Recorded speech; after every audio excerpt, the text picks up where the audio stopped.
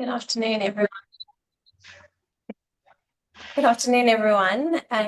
Welcome to our first SR lecture for 2026. It's great to kickstart the year with such an amazing initiative. Just a bit about our SR lectures.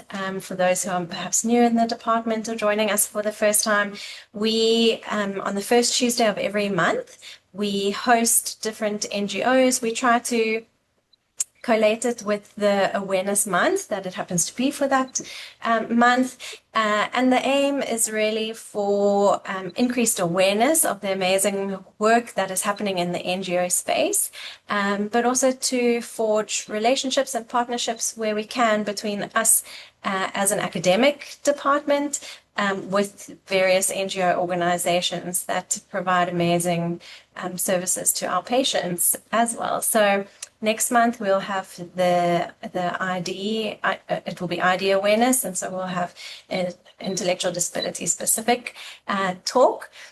But today we have Mr. Bradley Bailey joining us. He is the founder of the I have to say it right, Kind Heart Bench Project. Mr. Bailey is a multidisciplinary artist, a community builder, a social innovator whose work combines creative practice with purposeful artworks and community-centered initiatives. And he has exhibitions both locally and abroad, including in South America and in France. And his work has been featured in some very well-known magazines, Busy Magazine being one of them. Over the years, Mr. Bailey has used his art to highlight social issues, particularly gender-based violence, something that is particularly close to my heart as a psychiatrist in forensics. And one of his notable pieces has actually been displayed in the Claremont Sachs Victim Support Unit. He is the founder of the Kind Heart Bench Project, which is a social innovation initiative aimed at fostering connection, emotional support. Sorry, let me just get my notes here. And the project, what the project is about is the project places distinctive yellow benches in easy to see places. These sites are then geotagged. Each is intentionally positioned and they represent symbolic safe spaces where individuals are seen and heard. And my understanding is the idea and the heart behind it is to invite people to take a moment, sit down, share what's on their heart and mind, and feel heard and supported. I came across this bench on a family outing out in Constantia with my family. I took my girls out to a park and came across one of these benches there and was so moved just to see this beautiful, bright, happy-looking, inviting yellow bench. And on it was a plaque with various numbers for SADC, for example, and was just really impressed to see others in the community that have a heart for mental illness. And so I'm very honored that Mr. Bailey agreed to speak to our department today. And I'd like to hand over to you, Mr. Bailey, to share with us. Welcome. Thank you. Thank you to everyone. Thank you to you for initiating this. And to the faculty and everyone present. It gives me great pleasure to, this is a unique initiative that I started way back. We're a family member. My son wouldn't want to be mentioned in this, but was bullied, went at high school and looked at how do I change, how do I effectively design something that tackles mental health, in that case, a wicked problem. And I was part of a group called Too Good to Waste. And so as a multidisciplinary artist, especially with regards to upcycling and using discarded items, the whole methodology of the bench actually started post-COVID. But initially what happened was that we used the chair as a safe space and built a chair on a tree stump. And that tree stump that I saw was a tree marked X. Basically diseased, trees that needed to be felled of no good, no use. And it started there, where basically those marginalized people, those forgotten people, those people that feel that they are not being seen or heard, has now got, the added benefit of somebody coming alongside them. And post COVID, it moved into the bench, and this is has really sparked the conversation around, how do we get people to talk about their mental health struggles. And I think that is just gone viral when a ENCA News got hold of the story, and where a Limpopo student committed suicide. And what then happened was, because of the project in the Western Cape, it kind of got flagged, and that story broke where the Beautiful News got a hold of it, and it was flighted on both Cape Town and the Johannesburg airport, international airports. And with that traction, it kind of got going, and with 33 locations across the Western Cape, now public space, educational space, and workplace, it's really had seen significant impact. And why we're looking at in terms of the support as well, and when we look at your faculty, and in terms of just reaching out, it's holding and it's finding those collective partners that we can expand our reach and reach more people. And I think with a simple empathy based view of the project, in terms of having open dialogue and conversations around that, reducing stigma, that has been the premise of the Kind Bench. So much so that now we're looking at other options in terms of just getting the message out. I've designed with the links to the Cape Craft Design Institute, which is a scale version of the bench. So basically, you use your hand, the 4 fingers that goes into the scale version of the bench. Those fingers become the characters, and it's basically around getting into young ECD spaces for those kids. So working in Western Cape, under the auspices of Western Cape on Wellness as a city champion, or wellness champion, you looked at well-being, that in terms of mental health, and how do we take somebody that has been basically in a traumatized environment. If you take high schoolers coming from a traumatized home environment, walking through a field, getting robbed, accosted, whatever, getting into that space, and then having to deal with those issues, and then moving back, and the same with the young ones, getting into that ECD space. And so looking at non-communicable disease, where you're basically treating the patients, I looked at how can we effectively not put a plaster on the issue, but how can we get to those kids and really, kind of get them to understand storytelling and around those issues around regulating feelings and emotions and all of those things. And I think with this tool now, coupled with the bench, it just gets them to understand, and through trauma informed, that's for the oversight and peer facilitation, just to engage more with those students going through that. And I feel that's been our journey now, in terms of getting link partners with this UCT, the design school, that took us as a project partner, and that was amazing. Just to look at 2 problem statements, which was the awareness, and this is again a testament to that, where now more people will know about the project and links, and how we can actually further entrench ourselves in community. And so they looked at the 2 problem statements, which was awareness and the really technology side, in terms of how to get this Wi-Fi enabled benches into community, how do we get more access to people that are struggling. And so with those, armed with those 100 students went through this project, graduate. We looked at 2 sites, but those are the things that we are now pushing to get through, to get more links and partners, to get the the message across there that it's okay. That's, it's not a taboo subject. It's something that we can push, further away the stigma that kind of attaches itself to mental health. And I think once we have those conversations, once we have, different institutions, community leaders, and um, um, coming alongside, then that is what, because often and not, as those silent voices that kind of is unheard, and you don't want to have a stat, where it gets to, suicide, or somebody that's not been able to have that person to speak to. And so we've developed the peer facilitation, the first responder that is linked to that.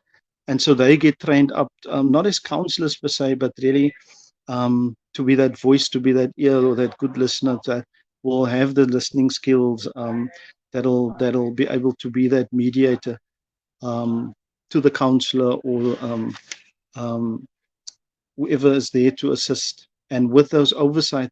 And so the whole methodology around that, when I speak about um, upcycling, we looked at how can we utilize this bench, for those that are not seen, not heard, um, in spaces where, often and not, there's no help or assistance, or that it's a longer process. So with the armrest and the backing, that is the support structures that already exist, that comes alongside to aid and assist somebody going through the most. And that's essentially what this is. It's through empathy and kindness, being able to assist and say, we are there for you, and if there's new intervention needed, we are able to assist with partners such as Hope House Counseling and SADAC. There's a 24-hour line, a contact line, suicide line that they can contact. So I'm not the expert, but they are, like you guys, the trained um, experts that are able to and to come alongside. And what we've found also is that with more awareness, more people are able to come out and speak on these topics. When you're looking at public space, when you're looking at education spaces, workplace, I think there's not enough conversation around this issue. We've linked the QR codes, we've linked um, just conversation starters to the actual bench, that'll get, prompts to get people talking. And I think even this conversation that we're having now is important, because you need having people reach out more to feel that, this is, wherever the space is a safe space, and that you're able to communicate without no hindrances or any I'm almost using the word condemnation for that, or to feel that you're out of sorts in terms of speaking, that it's not a taboo subject, that it's not, carry that stigma of there's something wrong with me, but rather I'm seeking help, and in knocking on those doors, that the opportunity is there for that help and assistance to be available. And so we've partnered with Masterdecks and Ticton Timbers, who manufacture some of our benches, and Utando SA, who is by far our best link in terms of getting the bench out there, because they work with underserved or poorer communities, and linked to tourism. And so what we've done is we looked at how can we get this into spaces and venues where these tourists actually visit, and then have that interaction in terms of getting to know that this project exists, that we're creating these safe spaces in these communities. And that has garnered support from as far as, the states, Tanzania, that is now currently looking at how do we design a bench that it's, more in terms of the product design, that it's more hardy. It's not, it's something where it's upcycled, it's plastic, it doesn't disintegrate after 3-4 winters, and all of those things that we're planning the way forward. And so with our REAM evaluation around certain sites, we've seen a marked improvement, and not just in terms of engagement, but also the spaces being used to counsel on those benches, notably Elcano um, Foundation in Hanover Park, where these ladies that has been a support group to other mothers that lost sons in violent, in gangsterism and violence, able to come alongside those grieving moms and really take them through that process, and reintegrate them and use them, to spread the word and get others, to speak up against these, the gangs and the violence that entrench our communities. And so a lot of links, a lot of spaces that we occupy now is to speak against those things. It's how do we tackle a wicked problem? And the director of SADC basically spoke around. We had a bench installed on a train station in Vetri station, and that's the Southern Line, tourism line going up to Simonstown. And what was significant there is that she said, there is a stat in terms of suicide. And what she said, if we can get to one person, to stop them from committing suicide, that would be a win. And that's been the driving force, is the one person that we get to. It's how do we get to that one person, and then the next, and then the next. So over the years, what's it, 2014 to now, I've kind of made inroads, and I feel like I'm this guy with a small chisel and a hammer knocking at this mountain. But I feel, yeah, with your support, people that has really come on board and shown support, like I said, Utando, James Fernie, Heart of Cape Town, the city, UCT, you guys, that has been a major, opening, to further the cause, and to get more people speaking the same language, if you will. That is breaking down stigma, getting to the people that need it as quickly as possible, and that's the key. It's how do we facilitate fast tracking?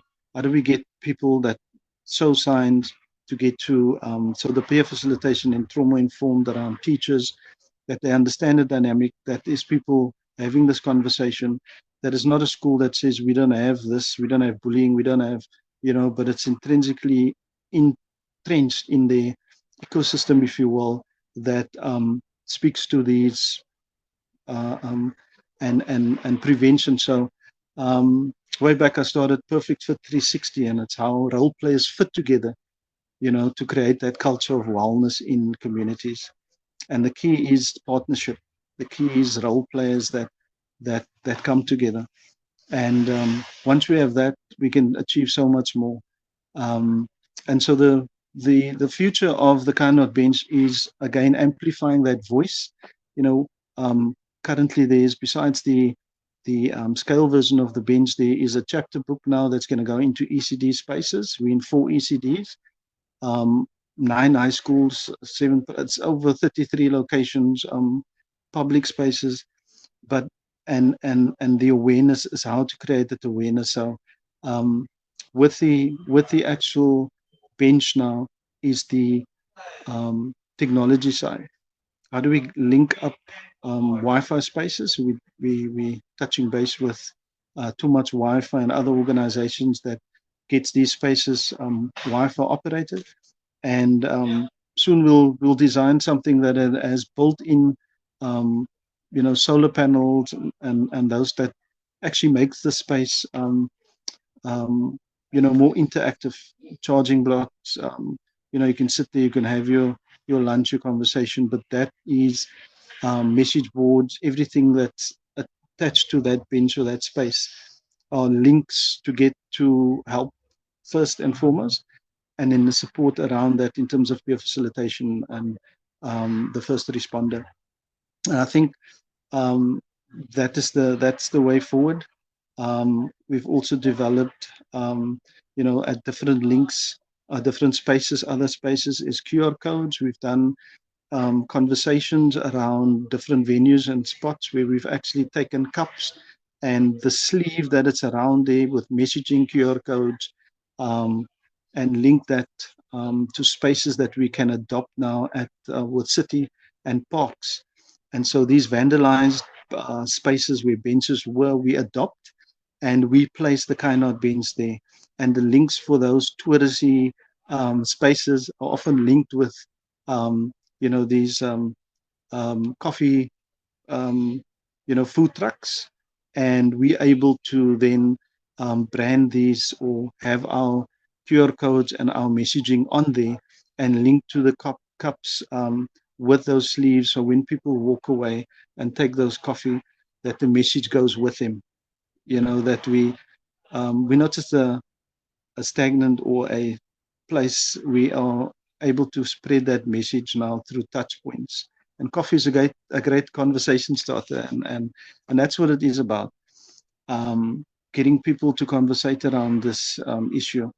We've often used the structures around or segment or have a calendarized um, you know, health calendar, if you will, 16 days of this and whatever else. And so my view is, how do we amplify the voice that it's a constant, that it's not we shocked to hear in the news that somebody committed suicide and whatever else, but that we now, with what I started Perfect for 360, there's the tagline, which is the power of prevention. How do we get to the person way before anything of that nature happens? How do we intervene? What's the steps um, to respond first when those signs appear, if you will? And is it through active listening? Is it to getting people trained up and skilled to identify markers, if you will, in terms of conversation, mood, um, physical things, just the state of someone, and through that we are able to then build these connectivity so that people are not disengaged, they're not missed at all, but they engage, they there's a probing, there's a finding out how you are, there's a there's asking the question twice, not hello, but hello, how are you, and maybe emphasis on that, and that's the space that we want to occupy, so that nobody goes unseen, nobody goes unheard, and the fact that we're able to now take that tree that had that ex-felled tree stump, seemingly forgotten, of no use. Now we're building something on that. Now we're putting the armrests and the backing around that, the support structures, to now facilitate ongoing conversation to get to that person that really needs it. I think that's the premise of what the Kainot bench stands for.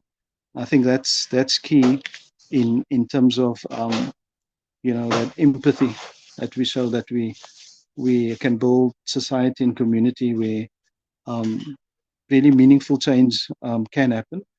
And I think when we hold hands, we're able to achieve so much more. I think that's the key.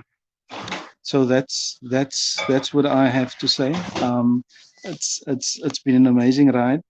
Um, in fact, we are now just focusing on more public space, um, and with that public space and what we've been able to do is immersive unveilings, and that is through the arts. So as a visual artist, as designer, we now have everything that is attached to an unveiling, and that is you know um, spoken word, poetry, dance, music, and so when we go into these communities, it's a festival of note with an unveiling. We've also linked with, and I've mentioned in terms of too good to waste or too wise to waste, linked to the city. So the whole construction of the bench is that when they designed it, it's less trauma and less cutting. Everything is glued, doweled. It's a it's almost, it's going to become modular where it just fits together, and that's the whole idea of how do we fit succinctly together as community, as stakeholders, to drive that change.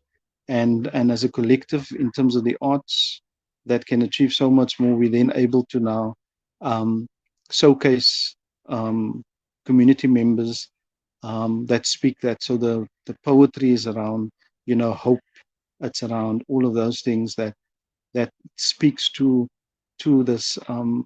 I had a friend asking me the question, what if the bench had a voice? And through that became poetry series, an anthology of the kind of bench poetry. And it's all of those things. It's around what would the bench say if it's been there. What kind of support, what kind of words would it speak? And that's what we're looking at. Um, and that's what we're driving. Is that it's bright yellow. It's a statement piece where from a design aesthetic, um, it's a beacon of hope, and it speaks to that. It's a conversation starter, and it could have been a rock, but it's designed in such a way that two or three people can have a conversation on the bench, um, and that's the idea.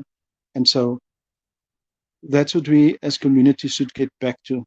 I feel, in terms of having those conversations, having those um, dialogues, to get to things that really is a scourge in our community, social ills and all of those things, so that we get to a more cohesive community that builds one another up.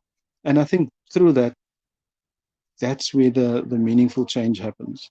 That's where inroads get made, and that's where sustainable change happens.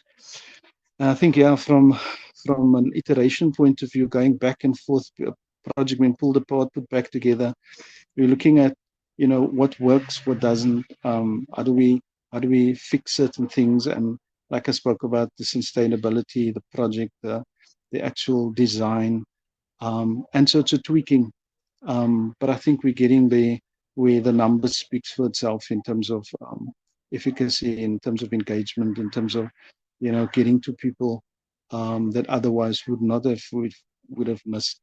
And so these spaces um, is geotag mapped, and links. And so with the awareness arm is now creating those awareness through art, through graffiti, through directional signage, through all of those things, QR codes, even in spaces that we don't occupy, that link up those spaces as to where we're at.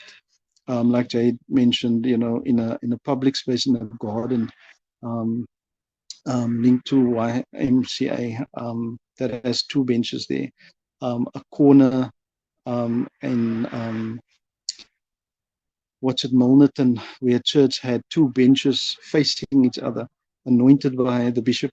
Um, that speaks to that. So when they have the Sunday services, and when they have these week meetings, um, they have this benches there that they can have, and the community can use it. When they do their 5 kilometer area run, they stop there, they refuel, and off they go. It's those spaces in Greenpoint, Piazza, just above, or where bootleggers are, that people can sit and have a cup of coffee and have these conversations with breathing techniques on armrests, QR codes, and links to that help that is readily available, that we often miss, or we work in silos and we don't kind of link up together. That's the thing. How do we take a faculty? How do we take psychiatry? How do we take all of those things and link it up with community and say, okay, this is what we are. We've got the skills, the know-how, the expertise to really make an impact. Um, and so that is what we're trying to, what I'm trying to facilitate. Um, and so, like the bench is designed, each slat, each armrest, each backing, the legs, those are all support structures that already exist. But now we are able to cohesively connect these spaces and venues and come alongside. Um, so when we have these radio interviews and meetings and whatever, it's all the stakeholders on there. Um, the doctor, the clinic down the road, the psychologist, the social worker there, all of those people that are linked to that specific space in terms of getting and coming alongside and saying, okay, this is what we're trying to achieve here.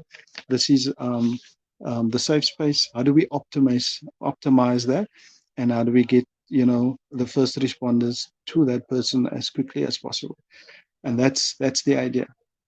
And I think with little or no funding, we've managed to get some traction.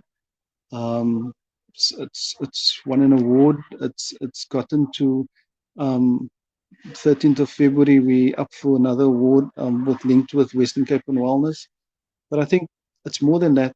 I think the the the gratifying or the satisfying thing about it is that there's cohesiveness, there's stakeholders that know there's a better aim, there's something that is it's to prevent somebody from taking their own life or harming themselves or getting to a space where that is the decision they want to drive or get to, is we looking at, okay, how do we support, how do we come alongside, how do we get to that person before that happens. And I think that's key. And when we can permeate that through ECD, primary, high school, post, in terms of university, all those public spaces, workplaces, then I think, yeah, we're getting to a place where it's open. It's there's less stigma.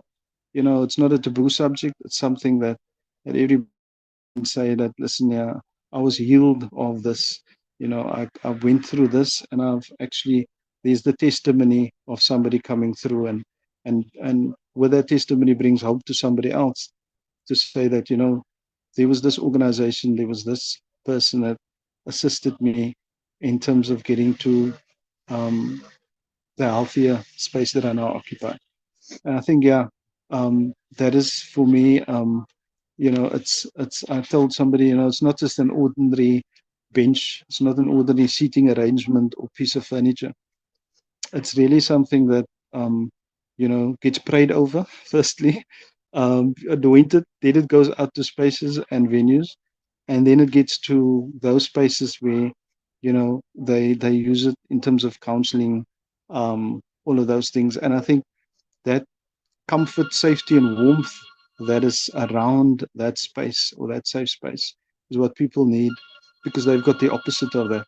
They've got the violence, the trauma, and everything else that goes with it, generational, and in many instances. And I think we want to get to those youngsters, those ECD, those that primary school, to say there is a different way to exist. There's a different life that you can have, although this is permeating and it's what it is.